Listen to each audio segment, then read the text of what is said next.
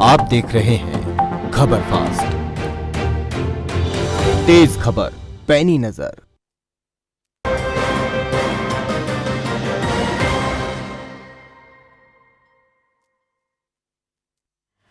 नमस्कार, आप देख रहे हैं उत्तर प्रदेश लाइव और मैं हूं आपके साथ प्रीति सिमार। आज हम बात करेंगे प्रधानमंत्री के वाराणसी दौरे की। विधानसभा चुनाव में मिली जीत के बाद पीएम मोदी का अपने संसदीय क्षेत्र का ये पहला दौरा। पीएम मोदी का ये दौरा कई मायनों में खास है। पहला, पूर्वी भारत के गेटवे के रूप में विकसित हो रहे काशी को प्रधानमंत्री मोदी आज 1800 करोड़ रुपए की सौगात दे चुके हैं। पीएम के हाथों मिली सौगात से बदलते बनारस की सूरत में चार चांद लगेंगे। प्रधानमंत्री के हाथों लोकार्पित और शिलान्यास होने वाली योजनाओं से काशी का मूलभूत सुविधाओं का विकास होगा। इसमें सड़क, बिजली, पानी, सीवर, पर्यटन, धार्मिक पर्यटन आदि शामिल है और इन सौगातों से काशी का मान और बढ़ेगा। तो वहीं प्रधानमंत्री मोदी का ये दौरा अगर राजनीतिक लिहाज से भी देखा जाए तो बेहद खास और अहम है। विधानसभा चुनाव में मिली जीत के बाद पहली बार काशी आए प्रधानमंत्री मोदी का एक तरीके से काशी वासियों के लिए रिटर्न गिफ्ट कह सकते हैं। और आज काशी के 1812 करोड़ रुपए की 45 योजनाओं की सौगात आज मिली है काशी को। इसमें 1220 करोड़ रुपए की 13 योजनाओं का शिलान्यास और 591 करोड़ रुपए की 32 योजनाओं का लोकार्पण शामिल है। मौजूदा हालात को देखते हुए माना जा रहा है कि पीएम मोदी 2024 में होने वाले लोकसभा चुनाव का चक्रव्यूह बाबा विश्वनाथ की नगरी से ही आज रच रहे हैं। जिस तरीके से उन्होंने अपने संबोधन में तमाम बातें कही हैं, विपक्ष को भी घेरा है, किस तरीके से पिछले 7 सालों में यूपी में विकास हुआ है डबल इंजन सरकार के बदौलत, उसका जिक्र उन्होंने यहाँ पर अपने संबोधन में किया है, ताकि जब 2024 में वो चुनावी मैदान में उतरे तो ना केवल राम, ना केवल धर्म के नाम पर वोट मांगे, बल्कि काम और विकास के नाम पर भी चुनाव में वो जनता से वोटों की अपील करेंगे। और इस लिहाज से दौरे को देखा जाए तो ये बेहद महत्वपूर्ण है और एक बड़े कार्यक्रम के तौर पर यहाँ पर जो ये कार्यक्रम हो रहा है, तो आगे के 2024 के चुनाव के नज़रिए से भी ये कार्यक्रम जो है बेहद महत्वपूर्ण माना जा रहा है। आज प्रधानमंत्री अपने संसदीय क्षेत्र वाराणसी के दौरे पर है, 4 महीने बाद आए हैं। 4 घंटे का ही उनका यहाँ पर ठहराव है और इस दौरान कई बड़े सौगात वो देने वाले हैं। फिलहाल हमारे साथ कुछ मेहमान जुड़ गए हैं, तो कितना अहम ये दौरा और इसके क्या मायने हैं, इसी पर आज हम बात करने वाले हैं। राजनीतिक संपादक संजीव कपासिया हमारे साथ जुड़ गए हैं, जो इस चर्चा को मेरे साथ आगे बढ़ाएंगे। और फिलहाल सपा प्रवक्ता मोहम्मद तारिक खान हमारे साथ जुड़ गए हैं। सबसे पहले तो संजीव जी, यहाँ पर आप ही के पास में आना चाहूँगी कि जिस तरीके से आज 4 महीने बाद जो विधानसभा जीत मिली यूपी में सीएम योगी को, और उसके बाद आज प्रधानमंत्री अपने संसदीय क्षेत्र वाराणसी में आए हैं, तो चुनाव के लिहाज से अगर देखा जाए तो ये बेहद महत्वपूर्ण वाराणसी के विकास के लिए और आगामी चुनाव के लिए। संजीव जी, मेरी आवाज आपको मिल पा रही है? हेलो संजीव जी, सुन पा रहे हैं आप मुझे?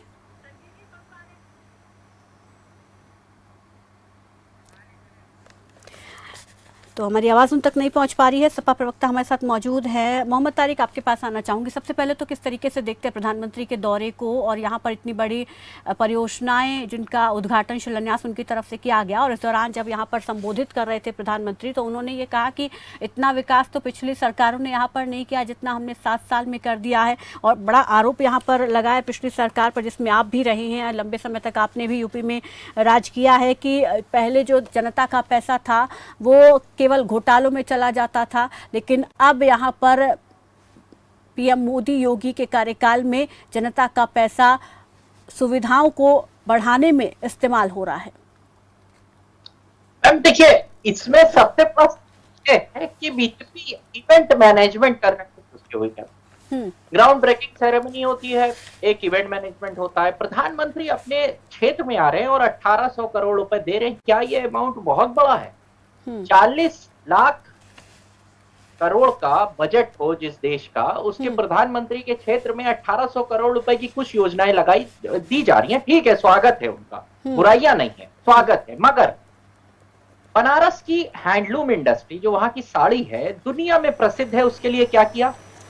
उनका जो रॉ मटेरियल है कॉन्टिन्यूअसली, आपको पता है जब कोरोना टाइम में इतने उनके हैंडलूम्स बंद हुए, इन्हीं के क्षेत्र से आते हैं।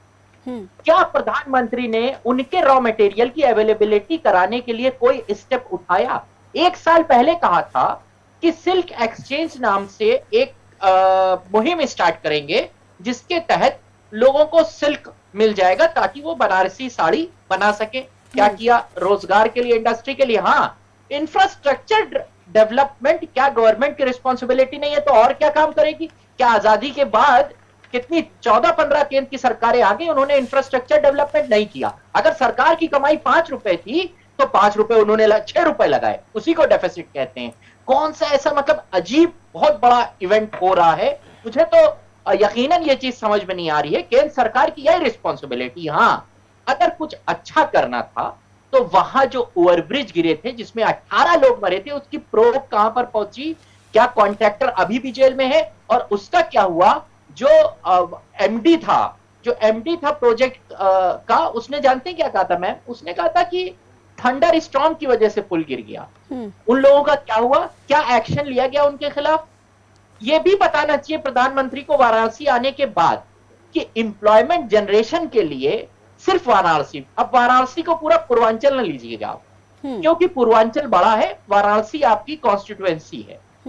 और ये भी अभी तुरंत अगर बीजेपी का कोई भी प्रवक्ता होगा, चाहे जैसा होगा, वो अभी पूछने लगेगा कि आपने सैफई में क्या किया था। ये सब भागे ना, अपनी रिस्पॉन्सिबिलिटी बताएं और ये भी बताएं। लेकिन बनारस पूर्वांचल में तो आता है ना जी, बनारस पूर्वांचल में तो आता है ना। पूर्वांचल के साथ साथ वो प्रधानमंत्री की कॉन्स्टिट्यूएंसी है। वहां पर जो बुनकर हैं, जो ऐसी साड़ी बनाते हैं जिसको पूरी दुनिया में लोग खरीदते, उस साड़ी की स्थिति बता दें। उनके जो एम्प्लॉयर्स हैं, उन्होंने कोरोना में वो काम छोड़ दिया। वहां के दसियों जो साड़ी बुनने वाले हैं, उनसे मेरी बात हुई है, उनको सिल्क नहीं मिलता, हर चीज के रेट बढ़ गए हैं। कम से कम कुछ ना करें, एक प्लेटफॉर्म ही बना दें, जिसकी बात कही थी आज से 6 महीना पहले। कुछ तारिक भाई मान ले आपकी बातें सही हैं। तारिक भाई मान ले आपकी बातें सही हैं, तो अभी जो चुनाव हुआ था विधानसभा का, आप बनारस की सारी सीटें हार गए। एक सीट तो आप जीतनी चाहिए थे ना। यदि आप मोदी ने कोई विकास नहीं कराया है, भारतीय जनता पार्टी की सरकार फेल रही है विकास के एजेंडे पर, और आप सारी सीटें हार जाते हैं बनारस की। अभी मैम ने कहा था कि सिर्फ काम ये इसलिए दिखा रहे हैं, आपके नजर में कर रहे हैं, मेरी नजर में काम ये दिखा रहे हैं, इसलिए दिखा रहे हैं ताकि इनकी जो मूलभूत राजनीति है, जहां से इन्होंने खूब रन बनाए, 89 से जब 2 सीट हुआ करती थी इनके पास, और इन्होंने खूब रन बनाए और खूब छक्के और चौवे लगाए, वो धर्म की राजनीति और राम मंदिर का मुद्दा था। इसलिए ये सब इवेंट मैनेजमेंट करके कहीं ना कहीं इमेज बिल्डिंग करने की कोशिश की जा रही है। अपने आप को पोजीशनिंग, मार्केटिंग में एक वर्ड होता है, अपनी पोजीशनिंग चेंज कर रहे हैं कि पहले पोजीशनिंग थी कि धर्म की राजनीति वाली पार्टी है, अब यह है कि विकास वाली पार्टी है। इवेंट मैनेजमेंट बड़े बड़े करके इवेंट मैनेजमेंट करिए। 1800 करोड़ रुपए का समाजवादी पार्टी स्वागत करती है, वो जनहित के कार्य हो रहे हैं। आपको किसने रोका था? आपकी भी सरकार थी, आपको किसने रोक लिया था भाई? ये केंद्र सरकार की योजनाएं हैं। केंद्र सरकार के पास कितना पैसा है? उनका 1800 करोड़ रुपए लगाए दे रहे हैं उसके लिए, इतना ज्यादा। केंद्र सरकार के पास तो अरबों खरबों का बजट। मोदी जी जब लखनऊ आए थे तो उन्होंने कहा था, वो तो उनकी रिस्पॉन्सिबिलिटी है। मगर वहां के जो हैंडलूम है, नरेंद्र मोदी लखनऊ आए थे तो उन्होंने कहा था कि वोट बैंक की राजनीति के चलते अखिलेश यादव रिसीव करके एयरपोर्ट पे और निकल जाते थे, और केंद्र सरकार की जो योजनाएं थी उत्तर प्रदेश में लागू नहीं होती थी। ये भी तो कहा नरेंद्र मोदी जी ने। ऐसा कह सकते हैं कि क्या इसका मतलब यह है कि जहां पर अभी नॉन बीजेपी गवर्नमेंट है, वहां कोई केंद्र की नीति नहीं जाती है? क्या बिल्कुल कॉन्फ्लिक्ट ही हो जाता है? ममता बनर्जी से इतना फेस ऑफ होने के बाद कपासिया जी, दोनों लोग साथ में बैठते हैं, यही डेमोक्रेसी की खूबसूरती है। मैं तो पर्सनली हमेशा इसका स्वागत करता हूं।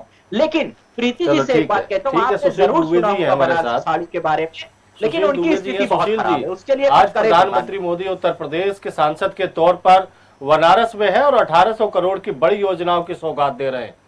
क्या ये मान लिया जाए कि भारतीय जनता पार्टी ने अनौपचारिक रूप से 2024 के लोकसभा चुनाव का बिगुल फूंक दिया है? सवाल है ये। हाँ बिल्कुल ये सच है, और इसमें कहीं कोई दो राय नहीं है कि ये चुनावी शुरुआत है, और ये चुनावी शुरुआत इनकी हर वक्त रहती है। ये चुनाव की शुरुआत में चाहे सभासद का हो, चाहे एमएलए का हो, चाहे पंचायत का हो, चाहे एमपी का हो, तो ये चुनाव के मोड़ में बीजेपी हर वक्त रहती है। 1774 करोड़ की 43 योजनाओं का शिलान्यास या जो भी उद्घाटन है, जो भी कुछ है, वो आज बनारस में हो रहा है।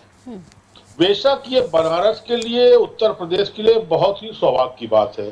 बिना किसी लाग लपेट के कहूंगा मैं, बिना किसी लाग लपेट के, कि ये विकास की योजनाएं उत्तर प्रदेश के लिए हैं। बहुत मुश्किल होता है सोचना कि मैं अपने जिले से, अपने प्रदेश से सैकड़ों किलोमीटर दूर जाके एमपी बनूं, गुजरात से बनके यहाँ के एमपी बनके दोबारा फिर एमपी बनके बनारस का कायाकल्प करने के लिए मैं नरेंद्र मोदी जी को साधुवाद देता हूँ, बधाई देता हूँ। और मैं ये भी याद दिलाना चाहता हूँ, देखिए जो सच है उसको स्वीकार करना चाहिए, इसमें कोई वो बुराई नहीं होती है।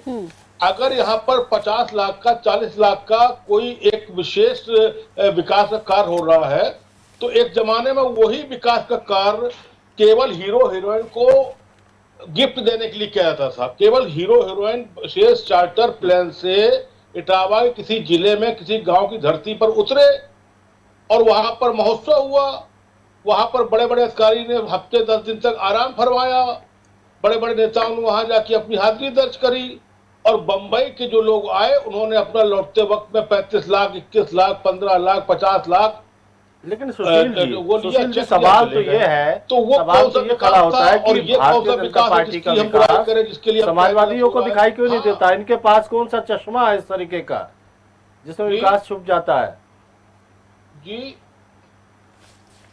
कपासिया भाई, क्या संजीव जी पूछ रहे हैं कि भारतीय जनता पार्टी का जो यूपी में विकास हो रहा है वो समाजवादी पार्टी को क्यों नहीं दिखाई देता है? नहीं दिखना चाहिए। और देखिए विपक्ष जो भी हो, मैं बिल्कुल इस बात का हिमायत करने वाला हूं। अगर कोई काम जनहित में हो रहा है, प्रदेश हित में हो रहा हो, तो चाहे विपक्षी पार्टी हो, चाहे पक्षी पार्टी हो, चाहे बीजेपी का पत्रकार हो, चाहे निष्पक्ष पत्रकार हो, उसको विषय को उसी चश्मे से देखना चाहिए। मैं इस चश्मे को, ये 1774 करोड़ रुपया मोदी जी अपने घर नहीं ले जा रहे हैं, ये बनारस की परियोजनाओं में ही लग रहा है। अच्छा बुरा अब मोदी जी, मैं आपके प्रतिष्ठित चैनल के माध्यम से कहूंगा कि मोदी जी उनका सिस्टम ये ध्यान रखे कि 1774 करोड़ में कमीशन मिनिमम जाएगा, कोई नहीं रोक सकता, कोई नहीं रोक सकता धरती पे, लेकिन मिनिमम जाए, काम अच्छा हो। और बनारस के जो 2 उद्योग, बड़े उद्योग है संजीव भाई, एक बनारस की साड़ी का और एक भदोही आसपास की जो कालीन और तमाम लघु उद्योग की चीजें हैं, इन पर और विकास करें। जो ये तमाम पुल, नदी, नाले, सड़क और ये सब बन रहा है, ये अच्छी बात है। जैसे उन्होंने आज अक्षय पात्र का उद्घाटन किया, 1 लाख बच्चे खाना खाएंगे। अब इसमें कौन सी बुराई, कैसे बुराई कर दे, क्या बुराई कर दे? लेकिन जो लोकल इंडस्ट्री है, जो लघु उद्योग, काशी की जो पहचान थी नरेंद्र मोदी के सांसद बनने के बाद, उत्तर प्रदेश में जो पर्यटक के हिसाब से डेवलप किया गया, चाहे वो चित्रकूट हो, अयोध्या हो, काशी हो, मथुरा हो, वृंदावन हो, इसका श्रेय भी सरकार को देना चाहिए क्या सुशील जी? बिल्कुल देना चाहिए, बिल्कुल देना चाहिए। इसमें संजीव भाई ऐसा होता है कि हम ये कह सकते हैं कि गोरखपुर में तो कोई गोरखपुर महोत्सव योगी जी ने नहीं कराया जहां पर वहां से शाहरुख खान और जयाप्रदा और मीनाक्षी आती हो या कंगना रावत आती हो। ऐसा तो कोई कार्यक्रम नहीं हुआ। ऐसा किसी भी जिले में फिलहाल इनकी उसमें नहीं हुआ कि वहां पर ये भाई हमारा, देखिए वो कलाकार है, उनका एक अपना सिस्टम है, वो करें। इवेंट मैनेजमेंट की जो बात है, इवेंट मैनेजमेंट अगर प्रदेश हित में हो रहा है और विकास के लिए हो रहा है, तो उस इवेंट मैनेजमेंट का मैं स्वागत करता हूं पत्रकार के रूप में, खुलेआम। ठीक है, हमारे साथ यहाँ पर दीपक सोनकर बीजेपी प्रवक्ता भी जुड़ गए हैं। दीपक जी नमस्कार, स्वागत है आपका इस चर्चा में शामिल होने के लिए। जो विकास काशी में हो रहा है वो सपा को दिख नहीं रहा है, कह रहे हैं कि एक इवेंट मैनेजमेंट है, लेकिन यहाँ पर एक सुझाव भी है उनका कि जो यहाँ के लघु उद्योग हैं, जो कहीं ना कहीं अब घाटे में चल रहे कोरोना के बाद से खत्म हो गए हैं, उनको उठाने पर भी जोर दिया जाना चाहिए। देखिए प्रीति जी, जिस तरीके से आज प्रधानमंत्री जी ने 1800 करोड़ रुपए की योजनाओं का शिलान्यास किया और बनारस की जनता के लिए ये भरपूर भाव है कि किस तरीके से वहां पर योजनाओं को परियोजनाओं तक, जनता तक पहुंचाने का काम करने का काम किया जा रहा है। बिल्कुल मैं सुशील जी की बात से बिल्कुल सहमत हूं कि वहीं पर जनता के पैसे को कैसे बर्बाद करने का काम किया जाता था, आज वही पैसा जनता के उपयोग में, मैं आपको यह भी बताना चाहता हूं कि किस तरीके से वहां पर 608 आवासों का भी, माने गरीब परिवारों को कैसे आवास देने का भी काम किया जा रहा है। जिस तरीके से प्रधानमंत्री जी के नेतृत्व में प्रधानमंत्री जी ने अपने संसदीय क्षेत्र के अंदर विकास को खड़ा करने का काम किया, आज जो डेवलपमेंट खड़ा करने का काम किया, और निश्चित रूप से संजीव जी भी ठीक कह रहे थे कि निश्चित रूप से आज पूरे उत्तर प्रदेश के अंदर, चाहे वो काशी की बात हो, चाहे वो मथुरा की बात हो, चाहे वो अयोध्या की बात हो, किसी तरीके से लगातार उत्तर प्रदेश के अंदर ये जो बदलाव दिखाई दे रहा है, ये संकल्प के साथ प्रधानमंत्री जी के नेतृत्व के साथ बढ़ रहा है।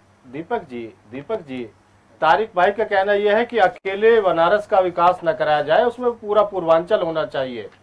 पूर्वांचल अछूता है, काशी का विकास हुआ है ये मानते हैं, लेकिन पूर्वांचल का विकास होना चाहिए ना। देखिए संजीव जी, मैं पूर्वांचल की बात के साथ साथ मैं पूरे उत्तर प्रदेश की बात कर रहा हूं, पश्चिम क्षेत्र से लेकर के पूर्वांचल की बात कर रहा हूं, मैं पश्चिम क्षेत्र से लेकर के बुंदेलखंड क्षेत्र की बात कर रहा हूं। आप अगर लगातार देख करके उठा के देखेंगे कि 2012 से 17 तक क्या उत्तर प्रदेश में हुआ करता था। जब उत्तर प्रदेश के अंदर कोई आता था तो कहा जाता कितनी तरीके की टूटी सड़कें हैं और अंधेरे में गुजरा हुआ उत्तर प्रदेश दिखाई देता था। आज उत्तर प्रदेश बदलता उत्तर प्रदेश दिखा रहा है, उत्तम प्रदेश दिखाई दे रहा है।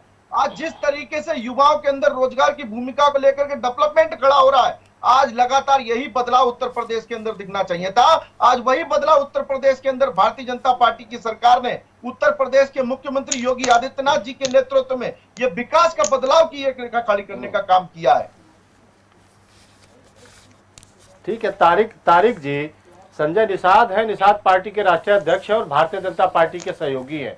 उन्होंने कहा है कि विदेशी आक्रांताओं ने काशी में विध्वंस किया था और उसको पुनर्जीवित करने का काम आरएसएस और भाजपा कर रही है।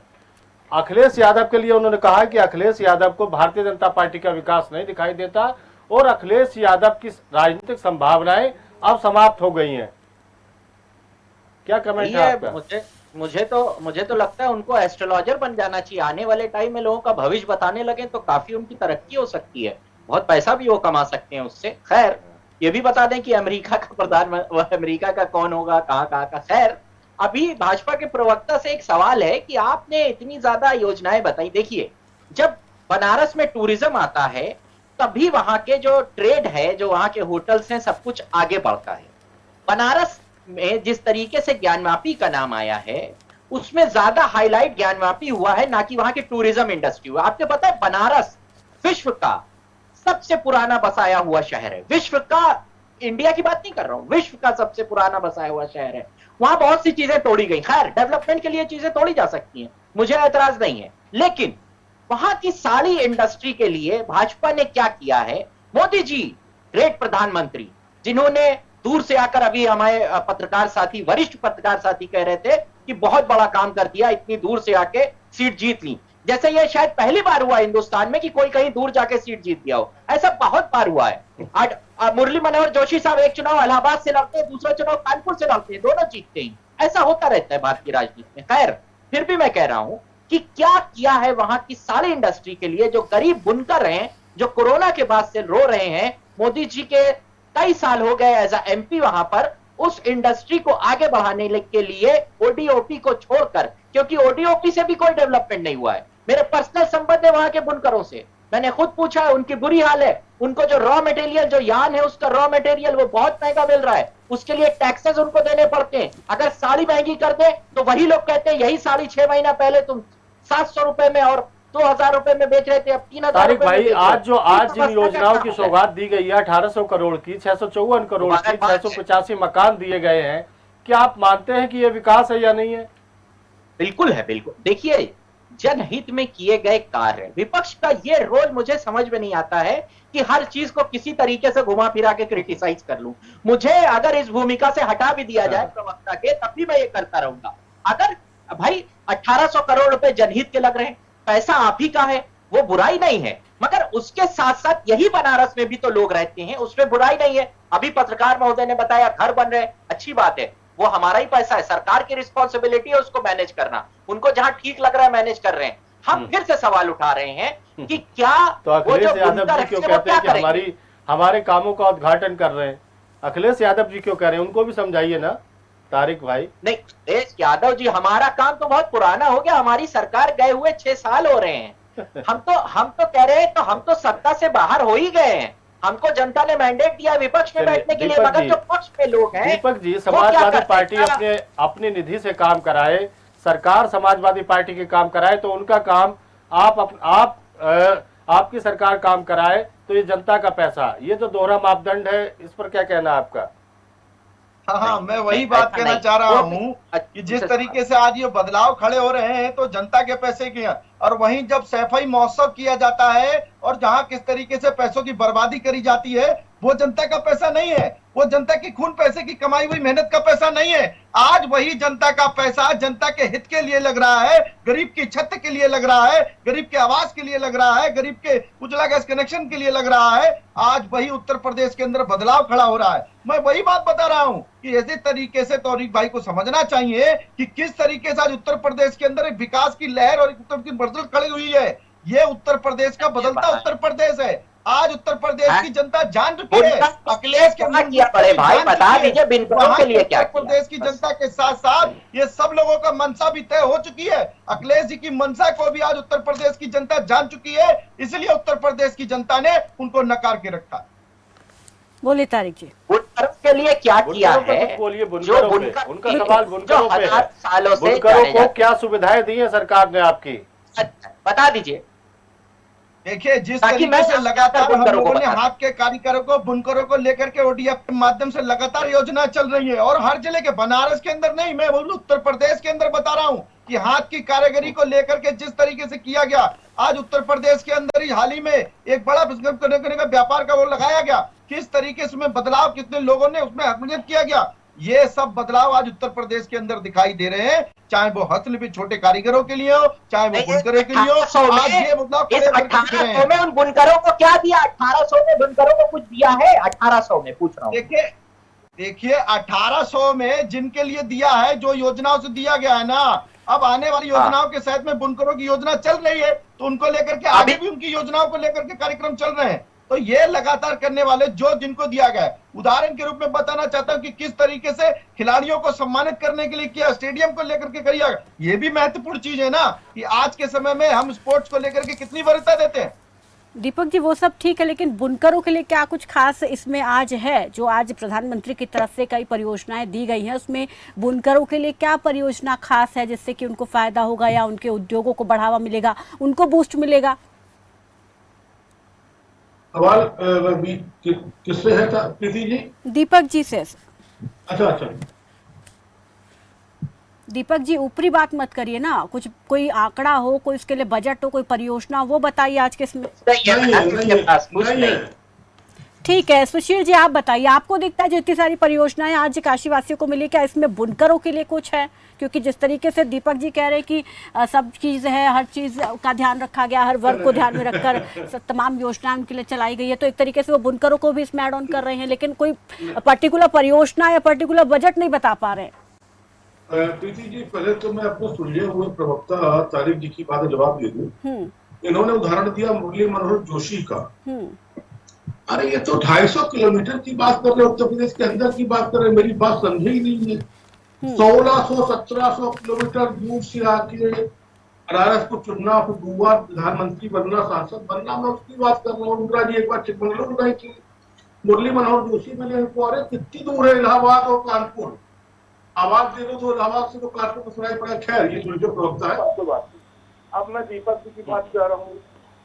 दीपक जी, इसी दूसरे टर्म में प्रधानमंत्री जी ने पहले टर्म में कुछ गांव में सांसदों को गोद दिलवाए, उसमें बनारस के आसपास के भी सांसद हैं। क्या आप बता सकते हैं कितने गांव गोद में लेकर चलने लगे लड़के, जो गोद में गाँव लिए सांसदों ने दूसरे टर्म में कितने सांसद हार गए, कितने जीवित, जो जीवित के गाँव गोद में लेकर चलने लगे, नहीं चलने लगे। दूसरी बात, स्मार्ट सिटी, ऐसे बहुत सी बातें, लेकिन इन सब नेगेटिव बातों से हटके जो सार्थक बात है, सार्थक बात ये है कि 1774 करोड़, 1800 करोड़ नहीं, 1774 करोड़ की 43 परियोजनाएं आज बनारस में हुई है, स्वागत है। लेकिन उसमें बुनकरों की नहीं है, बुनकरों की नहीं है। ये केवल बनारस के, मैंने यही तो मांग करी है आपके माध्यम से कि जैसे साड़ी उद्योग है, बड़ा उद्योग है, विश्व का प्रसिद्ध उद्योग है, जैसे बुनकरों का बुनकर एक बहुत बड़ा संख्या है उस इलाके का, पूर्वांचल का, जैसे भदोही, कालीन और तमाम और हिसाब से का है, उसमें भी ध्यान दिया जाए, उसमें भी एक विशेष परियोजना उसके साथ भी है। जैसे शिव मंदिर हो गया, अच्छी बात है, तब तो वो बन गया, कॉरिडोर बन गया, सब अच्छी बात है, लेकिन इससे भी ज्यादा जरूरत है कि वहाँ के जो लघु, मध्यम और मझोले उद्योग है उनको बढ़ाया जाए, उनके लिए विशेष पैकेज दिया जाए, चाहे वो साड़ी का हो, चाहे वो भदोही का हो, चाहे कालीन का हो, चाहे आपके जो हाथों की जो वो बचते हैं सबका साथ, तो इसके लिए अलग होना चाहिए। अच्छी बात है, स्वागत है, कोई दिक्कत नहीं। ठीक है, तो यहाँ पर इनके लिए भी होना चाहिए, लेकिन फिलहाल आज जो सौगातें मिली है उसमें नहीं है, लेकिन यहाँ पर हेल्थ सेक्टर को बढ़ावा देने का पूरा फोकस जो है वो इस बार देखने को मिल रहा है। बहुत बहुत शुक्रिया आप सभी मेहमानों का हमारे साथ इस चर्चा में शामिल होने के लिए। तो आज पीएम मोदी की तरफ से जो है 1800 करोड़ से अधिक की परियोजनाओं की सौगात काशी वासियों को मिली है, एक रिटर्न गिफ्ट कह सकते हैं उनकी तरफ से। लेकिन यहाँ पर इस परियोजनाओं के जरिए, कहीं ना कहीं परियोजनाओं के जरिए, इन सौगातों के जरिए बीजेपी जो है ये एक नैरेटिव जरूर सेट करना चाहती है कि केवल राम पर नहीं, केवल धर्म के आधार पर नहीं, बल्कि विकास और काम के नाम पर भी बीजेपी जो है वो आगे चुनावों के दौरान हम देखेंगे कि जनता के बीच उतरेगी, क्योंकि हमेशा ये आरोप लगता है कि बीजेपी धर्म के नाम पर वोट मांगती है, राम के नाम पर वोट मांगती है। लेकिन इसी चीज़ को बदलने के लिए, इसी नैरेटिव को बदलने के लिए अब यहाँ पर विकास पर भी पूरा फोकस किया जा रहा है और विकासवाद की राजनीति से कह सकते हैं बीजेपी जो फिलहाल अभी अपना रही है और जो 2024 के लिहाज से बेहद महत्वपूर्ण रहने वाला एक बड़ा कार्यक्रम 2024 के लिहाज से आज के प्रधानमंत्री के वाराणसी दौरे को कहा जा सकता है। तो फिलहाल उत्तर प्रदेश लाइव में मेरे साथ बस इतना ही। दीजिए इजाजत, नमस्कार।